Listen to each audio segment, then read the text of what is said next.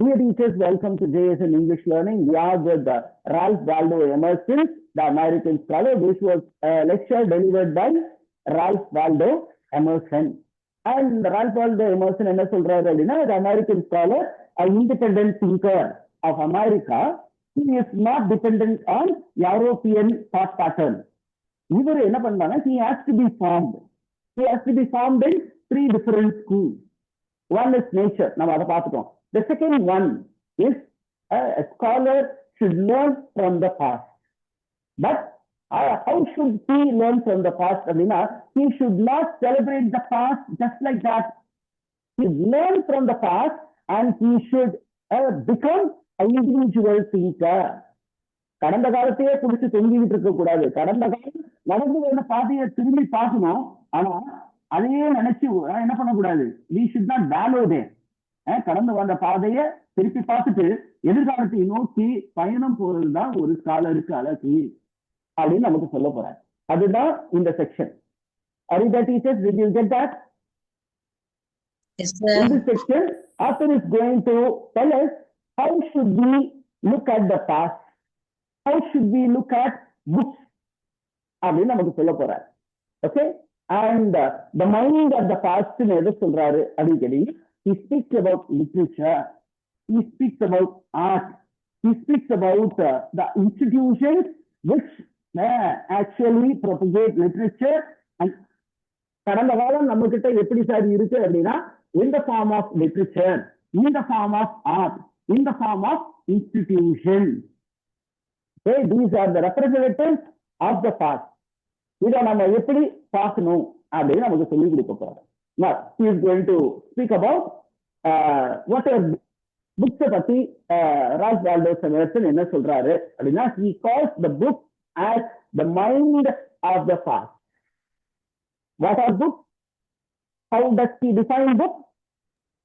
Mind of the past. The mind of the past. Okay? Then என்ன சொல்றாருன்னா, we are supposed to consider the value of books. எல்லா புக்ஸையும் நம்ம எடுத்து அப்படின்னா we have to know what is the real value of books. Now we are going on to the second paragraph there. ஒரு சின்ன சின்ன paragraph தான், but நிறைய references இருக்கு. அதனாலதான் இந்த டெக்ஸ்ட்ல இருந்து எங்க இருந்து என்ன கொஸ்டின் கேட்கலாம். அதனால நம்ம கொஞ்சம் ஆழ்ந்து படிக்கணும் அப்படிங்கிறது. Now he is going to define the theory of book. என்ன சொல்றேன்னா, ஒவ்வொரு புக்கினுடைய தியரியும் Nobel.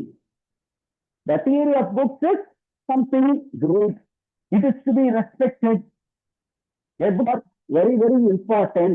But what is more important is your personal observation of the world. புத்தகங்கள் எல்லாம் ஓகே தான் சார், அந்த புத்தகத்தினுடைய தியரி எல்லாம் ஓகே தான், பட் புத்தகத்தை நம்பியே இருக்கக்கூடாது. இதுதான் சார் ரொம்ப முக்கியம். அப்படின்னா இந்த உலகமே ஒரு open book. What is the open book? World. Nature is the open book. You should observe the world. The most important quality of a scholar is dashing கேட்பாங்க. இந்த பத்தி எல்லாம் குவாலிட்டின்னு அந்த புக்ல இந்த டெக்ஸ்ட்ல இல்லையே சார் அப்படின்னு நம்ம யோசிப்போம். இதுதான் ஆன்சர். இதுதான் கொஸ்டினாவே கேட்டிருக்காங்க. நெட் எக்ஸாம்ல சரி, பிஜிடிஆர்பி, ஏசிடிஆர்பி, 5 ஸ்டேட்ல செட் எக்ஸாம் கொஸ்டின் பேப்பர்ஸ் அவைலபிளா இருக்கு. நீங்க நெட்டை ப்ரௌஸ் பண்ணி பாத்தீங்கன்னா Kerala set, Karnataka set, Rajasthan set, Andhra set அப்படின்னு ஒரு 5 நாட்டுல ஸ்டேட் எலிஜிபிலிட்டி டெஸ்ட் கண்டக்ட் பண்றாங்க. அதுல இந்த டெஸ்ட் ப்ரிஸ்கிரைப். அங்க இந்த கொஸ்டின் கேட்டிருக்காங்க. What is the most important quality for a scholar அப்படின்னா, the most important quality for a scholar is observation. We have to observe the world and we have to take input from the world. அந்த input வர்றதுக்கு அந்த இன்புட்டை எடுத்துட்டு you need to arrange all those inputs into the proper order. This is what naturally happens. நம்ம நீங்க education psychology படிக்கும் போது என்ன பண்றாங்க, we have the senses. Through the sense organ we have input, knowledge, understanding அப்படின்னு blooms taxonomy பிரிச்சாங்க இல்லையா. Blooms taxonomy, revised blooms taxonomy, இது எல்லாமே it is a kind of pedagogical understanding. அந்த pedagogical understanding இம்ப்ளாய்டா இங்க பேசப்பட்டிருக்கு. என்னன்னா நம்ம அப்சர்வ் பண்ற விஷயங்கள் உள்ள போகுது, உள்ள போனதை நம்ம என்ன பண்றோம், we are rearranging it. we are rearranging it. அந்த rearrange பண்றதுல இருந்து வர்றதுதான் thought pattern. அந்த thought pattern தான் என்னவா மாறுது அப்படின்னா it becomes book. Is the idea clear, teachers? Yes, sir. Observation input, and input இருக்கும்போது we are arranging it, and arrange பண்றதுதான் thought, அந்த thoughtல இருந்து வர்றதுதான் book.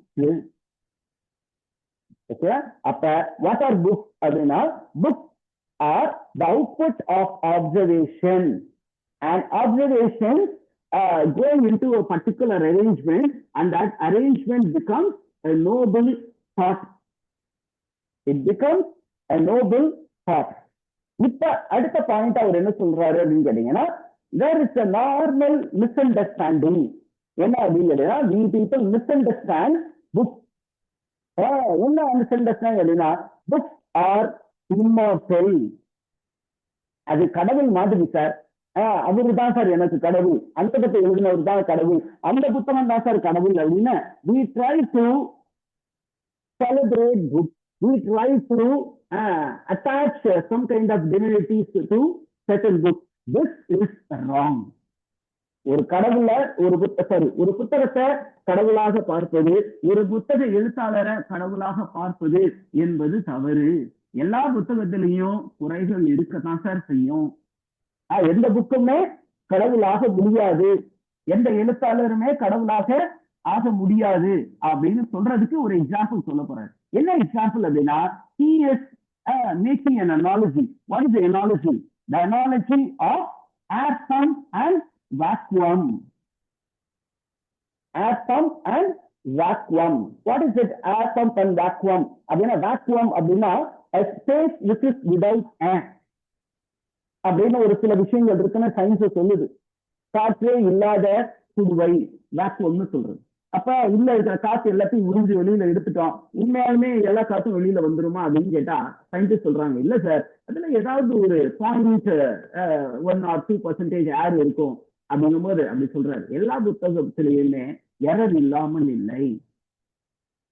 Even the best book written by the best scholar has some problem in it. So don't believe in the book fully. எல்லா புத்தகத்திலும் நிறைகள் மட்டும் இருப்பதில்லை, குறைகள் இருக்கிறது. அதனால don't cling on to one book. Distribute to one book. Don't cling on to the book of the past. ஒவ்வொரு ஏஜுக்குமே ஒரு புத்தகம் உண்டு. ஒரு புத்தகம் மட்டும் இல்ல, பல புத்தகங்கள் உண்டு. அந்த ஏஜுக்கான புத்தகத்தை அந்த ஏஜ்ல இருக்கவன் படிக்கிட்டோம். நம்ம படிக்க வேணாம் சார் அப்படின்னா படிங்க, படிச்சு தெரிஞ்சுக்கோங்க. ஆனா அந்த புத்தகத்திலேயே போய் நீங்க என்ன பண்ணாதீங்க, அப்படியே தொங்கிக்கிட்டு இருக்காங்க. Don't hang on to the book of a previous generation. அப்பதான் ஒரு ஃபேமஸான ஸ்டேட்மெண்ட் தான். அந்த பாராகிராஃப் எண்ட்ல பாருங்களேன், each age must write its own book. ஒவ்வொரு ஏஜுக்கும் ஒவ்வொரு பிரச்சனைகள் இருக்கு.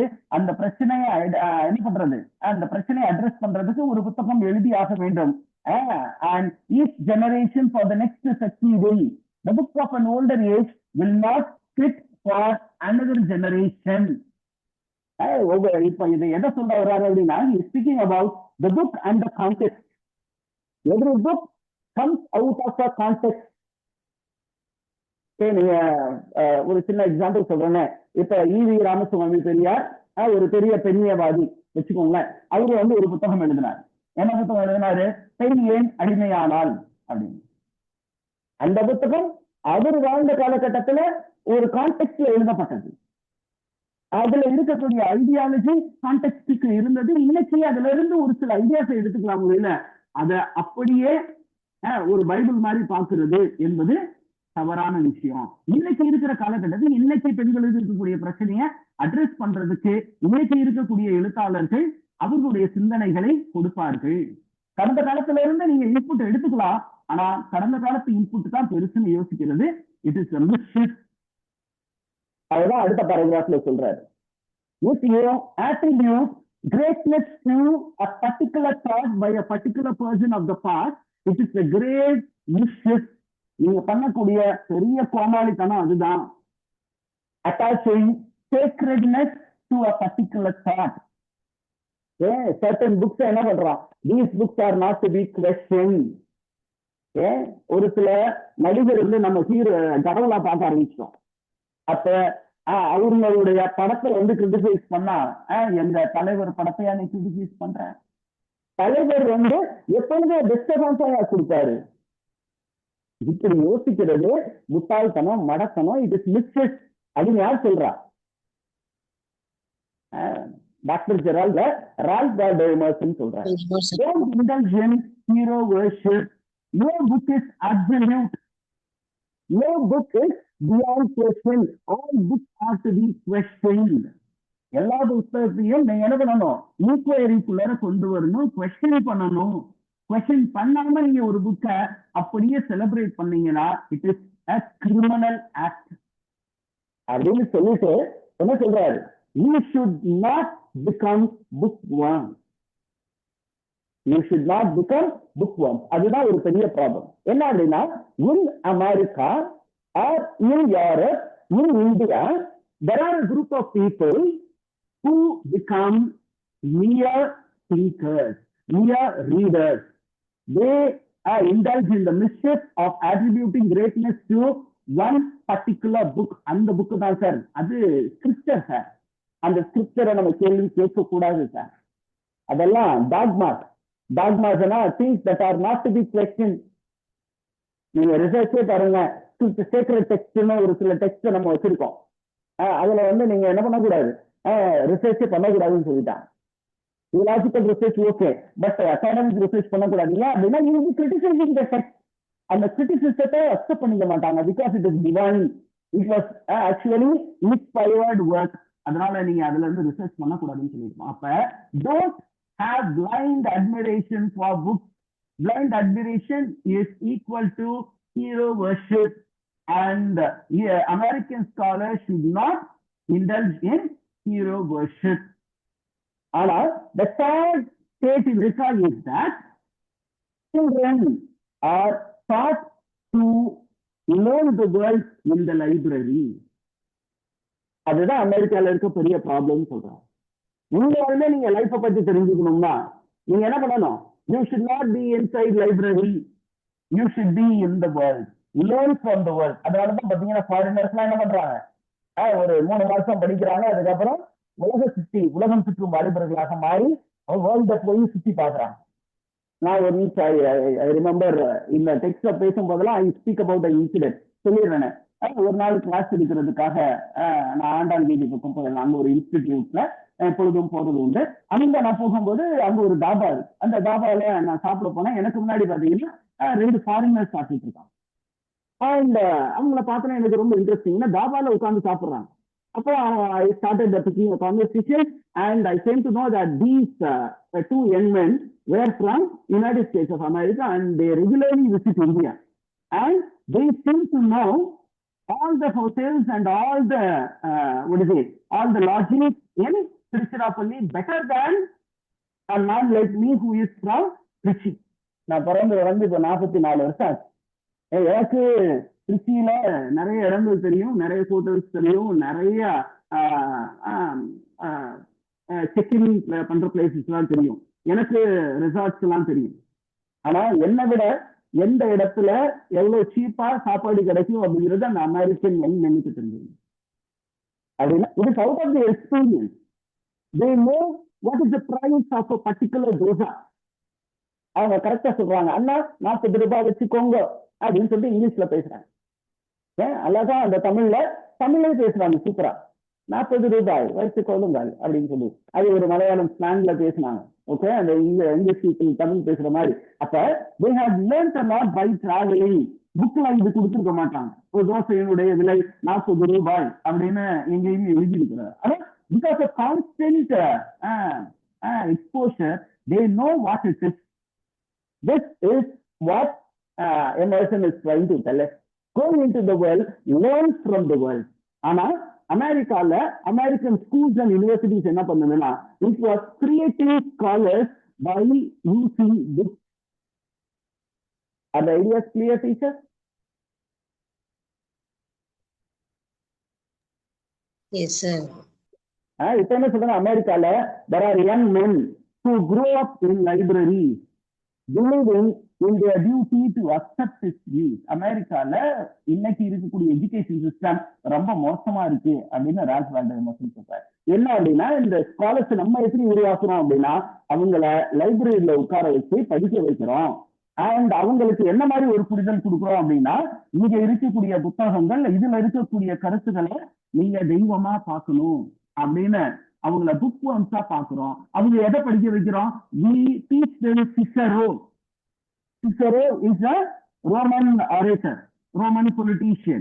அவருடைய கருத்தியல்களை கொடுக்கிறோம். To be a very good communicator, you have to learn the art of communication given Cicero. John Locke யாரு? A humanist thinker, okay, a education thinker.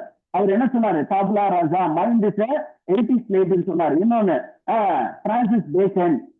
இவங்க எல்லாரையும் பத்தி நம்ம சொல்லி கொடுக்கிறோம். But we fail to teach men to go to nature. அப்ப this is the problem with the education system. We have only created a bibliomanic. We have only created எமெண்டேட்டர்ஸ்.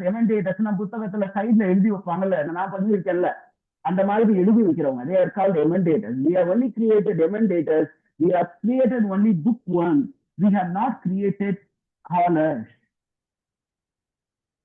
We have failed to create scholars. We have created only bookworms. அப்ப புத்தகத்தை எப்படி sir பயன்படுத்தணும் அப்படின்னு இந்த செக்ஷன்ல ரொம்ப தெளிவா சொல்றாரு.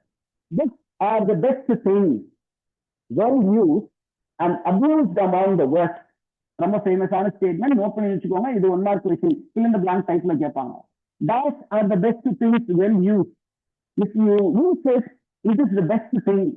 But if you don't use it well, you can easily abuse it also. சரியா?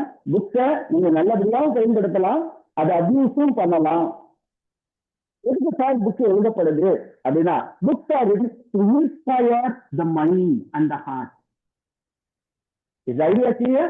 புக்ஸ் எதுக்காக எழுதப்படுது? Money. It is to inspire you and me. அதற்காக எழுதப்படுது. It is to activate the soul. நம்முடைய சோலை ஆக்டிவேட் பண்றதுக்காக எழுதப்படுவதுதான் இந்த புத்தகம். இப்படி சொல்ல முடிச்சுட்டு எதுக்காக ரொம்ப முக்கியம் அப்படின்னு கேட்டீங்கன்னா, progress is very important. Progress அப்படிங்கிறதுதான் ரொம்ப important. And one who learns to be progressive is a genius. And ஜீனியஸ்னா என்ன சார் அப்படிங்கும் போது, genius is that which is creative. கிரியேட்டிவா இருக்கிறது தான் genius. And what is the hallmark of a genius அப்படின்னா, creativity is the hallmark of a genius. இந்த ஜீனியஸ்க்கு எதிரி யாரு தெரியுமா அப்படிங்கும்போது, too much of dependence on books kills creativity அப்படிங்கிற. What creativity? Too much dependence on books kills creativity. Is the idea clear, teacher? Yes, sir. ரொம்ப அழகா சொல்றாரு. So creativity is very important and that is the most important quality of the American scholar. Note பண்ணி வச்சுக்கோங்க. And this creativity is like the eyes in his forehead, not in the hindhead. இவரு திருப்பியும் பாத்தீங்கன்னா, நம்ம சொல்லியிருக்கோம் ஏற்கனவே, Ralph Waldo Emerson was very much influenced by the Indian thought, Indian philosophical system. இப்ப நீங்க சிவன் அப்படின்னு பாத்தீங்கன்னா, சிவனுக்கு 3ஆம் கண்ணுன்னு ஒண்ணு இருக்கும். 3ஆம் கண் எங்க இருக்கும்? நெத்தியில இருக்கும், இங்க இருக்காது.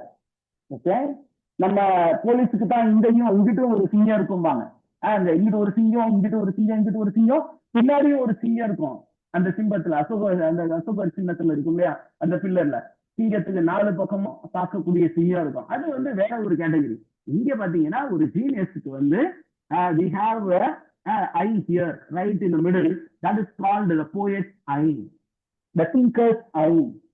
and that is called the eye of creativity. இந்த creative genius is killed by too much reading அப்படிங்கிறார். ரொம்ப பெருசா நீங்க வாசிக்கிட்டே இருந்தீங்கன்னா that kills creativity. அப்ப நம்மளால என்ன சொல்றாரு, அப்ப எப்படிதான் சார் வாசிக்கிறது, அப்ப எப்படிதான் வாசிக்கிறது அப்படிங்கிறது வாங்க நான் சொல்லி கொடுக்குறேன் அப்படிங்கிறார். I will teach you how to study. I will teach you how to study அப்படிங்கும் போது நமக்கு அங்க ஒரு எக்ஸாம்பிள் கொடுக்குறாரு. என்ன எக்ஸாம்பிள் அப்படிங்கும் போது, Shakespeare is a genius. Who is a genius according to Rand Paul Emerson? Creativity.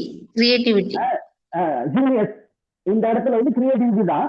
ஆனா இன்னொரு ஜீனியஸ் மேன் அப்படின்னு சொல்லும்போது he celebrates William Shakespeare. William ஷேக்ஸ்பியரை ஒரு எக்ஸாம்பிளா கொடுக்குறாரு. என்ன அப்படின்னா, William Shakespeare even after 200 years we celebrate him. அவர் 18ஆம் நூற்றாண்டுல இவரு பேசுறது 18ஆம் நூற்றாண்டுல 1616 எல்லாம் ஷேக்ஸ்பியர் என்ன பண்ணிட்டாரு, he died. And even after 1660, right in 1837, all universities were celebrating William Shakespeare. இப்ப வில்லியம் ஷேக்ஸ்பியர் ஒரு எக்ஸாம்பிளா கொடுக்குறாரு. வில்லியம் ஷேக்ஸ்பியர் எந்த யூனிவர்சிட்டியில சார் போய் படிச்சாரு, எவ்வளவு போய் படிச்சாரா teacher? Did he go to any university? Oxford University, Cambridge University, எந்த யூனிவர்சிட்டியுமே போகாத ஆளு. அவர் டைம்ல இருந்த யூனிவர்சிட்டி விட்ஸ் அவர்கிட்ட என்ன பண்ணாங்க, அவர் பயங்கர கடுப்புல கோபத்துல இருந்தாங்க. ஏன்னா அவங்க பிளே எழுதினாங்க, ஆனா அவங்க பிளேயை விட யாருடைய பிளே வந்து டாப்ல போச்சு, ஷேக்ஸ்பியருடைய பிளே தான் ரொம்ப பயங்கரமா போச்சு. அப்ப ஸ்கூலுக்கே போகாதாரு, 5வது வரைக்கும் படிச்சவரு, 5th கிராமர் ஸ்கூல் வரைக்கும் போனவரு. ஆனா he was able to observe nature closely. மக்களுடைய மைண்ட் செட்டை நல்லா கிராஸ் பண்ணிட்டாரு. எல்லா சட்டத்திலும் இருந்த மக்களுடைய மைண்ட் செட் அவருக்கு புரிஞ்சுது. கிரவுண்ட்லிங்ஸுக்கு வயலன்ஸ் அதிகமா தேவை. அதே மாதிரி அரிஸ்டோகிராட்டிக் பீப்புள்ல இருக்கிறாங்கன்னா அவங்களுக்கான கொஞ்சம் ரிஃபைன்டான ஒரு சில ஸ்டேஜ் டெக்னிக்ஸ் எல்லாத்தையும் பயன்படுத்தி he was able to captivate 6 இருந்து 60 வரை எல்லாத்தையுமே கவர் பண்ணாரு. குப்பம்ல இருந்து கோமான் வரைக்கும் எல்லாத்தையுமே கவர் பண்ணி அவருடைய பிளேவுக்கு இழுத்து கொண்டு வந்தாரு. அவரு எல்லாரையும் தியேட்டருக்கு கொண்டு வந்தாரு, காசு நிறைய சம்பாதிச்சாரு. அவரு எனாக்ட் பண்ண அந்த தியேட்டர்ல ஒரு ஓனராகவும் ஆனாரு. பிற்காலத்துல அவருடைய சொந்த ஊர்ல பெரிய சீமானா மாறிட்டார். அவரு சாகும்போது ரொம்ப பெரிய பணக்காரரா இருந்தார். ஸ்டாட்ஃபோர்ட் அப்படிங்கிற ஏரியால he was a very rich man by the end of his life. அப்ப by observing nature, by observing human beings very closely, he was able to become a original thinker. அந்த ஒரிஜினல் திங்கரா நான் படிக்கிறேன்ட்டு இன்னும் original Dhingra மாறாம போயிட்டேதான். அமெரிக்கால இருக்கக்கூடிய academicians, you have lost your genius by giving undue importance to a real genius. அவன்கிட்ட இருந்து அந்த genius quality எப்படி கத்துக்காம போனீங்க அப்படின்னு சொல்லிதான் ஒரு என்ன பண்றாரு, ஒரு கொஸ்டின் கேட்கிறார். இப்ப நமக்கு ரொம்ப தெளிவா சொல்ல போறாரு. அப்ப எப்படித்தான் சார் புக்கை வாசிக்கிறது அப்படின்னு கேட்கும்போது அவர் சொல்றாரு, books are for a scholar's idle tongue. Books are for the scholar's idle tongue. உனக்கு வேலை வெட்டி இல்ல, சும்மா இருக்கிறது பதிலா ஒரு புக்கை எடுத்து வாசி. அப்ப சும்மா இருக்கிற டைம் வந்து ரொம்ப கம்மியா இருக்கணும். ஆனா இன்னைக்கு சும்மா இருக்கிறது தான் அதிக டைமா எல்லாருமே வச்சிருக்கிறான். சும்மாவே இருக்கிறது ரொம்ப கஷ்டம். சும்மா இருக்கிறது எப்பயாவது இருக்கலாம், எப்பொழுதுமே சும்மாவா இருக்கிறது அப்படின்னா இன்னைக்கு நிறைய பேரு சும்மாவே இருப்போம், எதுவுமே பண்ணாம இருப்போம் அப்படின்னு இருக்காங்க. இவரு அந்த மாதிரி ஒரு குரூப் பேசல. என்ன சொல்ற, ஸ்காலர்ஸ், ரியல் ஸ்காலர்ஸ் அப்படிங்கும்போது scholar should read from God directly by observing nature. வெளியில பார்க்கணும், அவன் உள்ளரையும் பார்க்கணும். we call it as introspection or going out. உலகத்தை போய் பார்க்கணும், அங்க இருந்து அப்சர்வ் பண்ணிக்கணும். இல்லைன்னா உள்ளர பாரு. இதுதான் ஒரு ஸ்காலர் பண்ண வேண்டியது. இதெல்லாம் பண்ணிட்டு இடையில கொஞ்சம் ரிலாக்ஸேஷனுக்கு அப்பப்ப புக்க படி. Is the idea clear, teacher? So what is very important for a scholar is reading from the world. Is the idea clear, teacher? Yes, sir. இப்ப புக்க பத்தி ஒரு அழகான ஒரு விஷயம் சொல்லி இருக்கிறார். ஏன்னா அப்படிங்கிறீங்கன்னா when என்ன கொடுத்திருக்காரு இங்க வந்து கொடுத்திருக்காரு பாருங்க we repair to the land where kindled by the way of day to guide our steps to the east again where the dawn is. என்ன சொல்றேன்னா சூரியன் இல்லாத போதுதான் விளக்குக்கு வேலை. அப்ப சூரியன் அவர் எதை சொல்றாரு? வாட் இஸ் சன் அப்படின்னா சன் இஸ் டைரக்ட் எக்ஸ்பீரியன்ஸ். அப்ப இந்த டைரக்ட் எக்ஸ்பீரியன்ஸ் எப்ப நமக்கு கிடைக்கலையோ அப்ப நீங்க என்ன பண்ணலாம்? புத்தகத்திடம் போறான். புத்தகம் வந்து it is like a lamp which lifts the way there is darkness. எப்பெல்லாம் உனக்கு வழி தெரியாம திக்கு ஆகியோ அப்போதைக்கு புத்தகத்துக்கிட்ட போ. மற்ற நேரம் நீயே நடந்து போனா பிரைட் டே லைட்ல விளக்கு வச்சுக்கிட்டு போறது முட்டாள்தனம். அந்த வேலையை செஞ்சிடாத. லேர்ன் ஃப்ரம் நேச்சர் அப்படின்னு திருப்பியும் பர்சனல் எக்ஸ்பீரியன்ஸ் பத்தி தான் சொல்லிட்டு இருக்காரு. புத்தகம் அப்படிங்கிறது என்னைக்கு பர்சனல் எக்ஸ்பீரியன்ஸ் கொஞ்சம் உனக்கு கைவிடுவதை போல் தெரிகிறதோ அப்போதைக்கு நீங்க புத்தகத்துக்கிட்ட போ. So he takes us to a proverb also at the end of that paragraph. என்ன proverb? That is an Arabian proverb that says a fig tree looking on a fig becomes fruitful. Okay, a fig tree looking on a fig tree becomes fruitful. இது என்ன சொல்றாரு அப்படின்னா ஒரு அத்தி மரத்தை பார்க்கிற ஒரு அத்தி மரம் என்னவாகும்? ஃப்ரூட்ஃபுல் ஆயிடும். அப்படின்னா புத்தகம் அந்த மாதிரி இன்ஸ்பயர் யூ. ஒரு இன்ஸ்பிரேஷனுக்காக ஒரு புக்கை பாரு, அதை பைபிளா பார்க்க நினைக்காத. Is the information clear teacher? அடுத்தது புக் அப்படின்னாலே நார்மலா we attribute pleasure to reading book.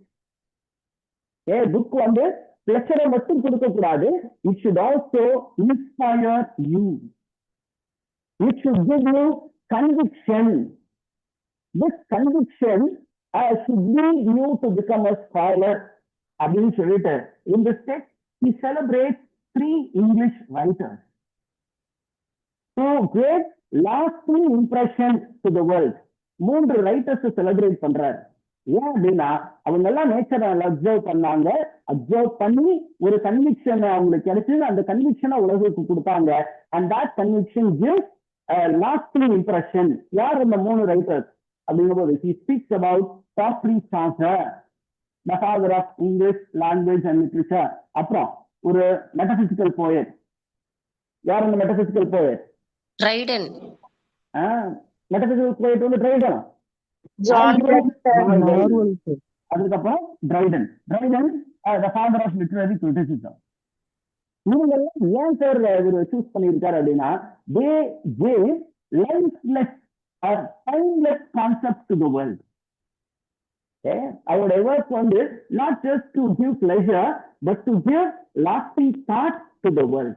அதனால இவங்க 3 பேரை இவரு இந்த இடத்துல செலிப்ரேட் பண்ணியிருக்காரு. Is the idea clear, teacher? அடுத்த செக்ஷன் வந்து நமக்கு இருக்கு. அந்த செக்ஷன்ல அவர் என்ன சொல்றாருன்னா there are 2 types of reading. என்ன அப்படின்னு கேட்டீங்கன்னா we have to have deep reading.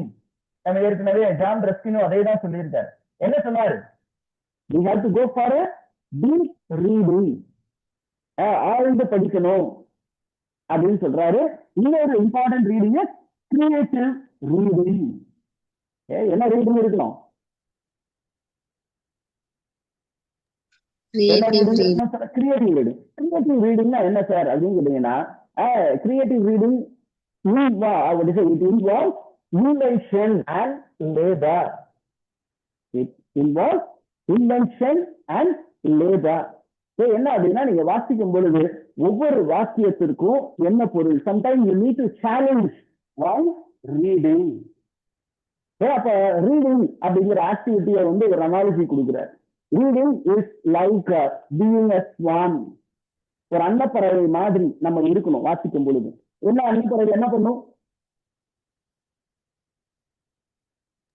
It separates milk from water, sir. It separates milk from water. அதுக்கு தேவையான அந்த பாலை வந்து எடுத்துக்கும், தண்ணியை விட்டுரும். பால்ல நீங்க எவ்வளவு தண்ணி கலக்கினாலும் பாலை மட்டும் எடுத்து தண்ணியை விட்டுரும். அதுதான் ஸ்வானுடைய. அதே மாதிரி என்ன சொல்றேன், you need to read critically. அது பிளேட்டோவா இருக்கட்டும், சாக்ரட்டிஸா இருக்கட்டும், எது பெஸ்டோ அதை மட்டும் எடுத்துக்கோங்க, மீதியை விட்டுருங்க. இந்த மாதிரியான ஒரு புரிதலை நம்மளுடைய கல்வி நிறுவனங்கள் செய்து கொடுக்கவில்லை அப்படின்னு attacking the American schools and colleges. நம்ம அமெரிக்கன் ஸ்கூல் காலேஜ்ல இதைத்தான் சார் பண்ணி இருக்கணும், நம்ம பிள்ளைகளுக்கு இயற்கையில பாடத்தை கத்துக்கோங்கன்னு சொல்லியிருக்கோம். ஆனா நம்ம என்ன பண்றோம், புத்தகத்தை படின்னு சொல்லி புத்தக புழுக்களாக நம்முடைய பிள்ளைகளை மாற்றிவிட்டோம். We have drilled them and we did not allow them to be creative. Drill மெத்தட்னு போட்டு அவங்களை ட்ரில் பண்ணி அவங்க என்ன பண்றாங்க, ஓரளவு அப்படியே கம்ப்ளீட்டா இன்டெலெக்சுவலி எக்ஸாஸ்டட் ஆயிட்டான். அவனுக்கு கிரியேட்டிவிட்டினாவே என்னன்னு தெரியாம போச்சு. We need to give importance to the creative mind, not making bookworm. And the American schools and colleges should now cease to be drilling institutes. It should be one which will teach students how to read creatively, to read the world and to read human nature. அதை நம்ம பண்ணணும்னா we will create American thinkers அப்படின்னு சொல்லிட்டாங்க. இந்த section முடிஞ்சிச்சு. அடுத்த செக்ஷனை நம்ம அடுத்த கிளாஸ்ல பார்ப்போம்.